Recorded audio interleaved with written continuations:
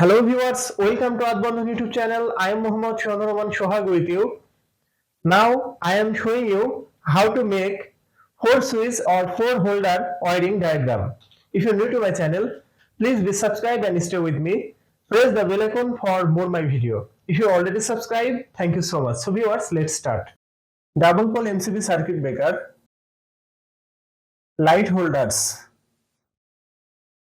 4 switches board, socket board, 3-pin socket board, phase connection to double pole MCB circuit breaker, phase connection outgoing from MCB to 3-pin socket switches, phase connection from 3-pin socket switches to socket, phase connection to another socket switches, phase connection from socket switches to socket, phase connection to 4 switches connection, phase connection from switch 1 to holder 1, switch 2 to holder 2, switch 3 to holder 3, and again switch 4 to holder 4 phase connection. Neutral connection to double pole MCB.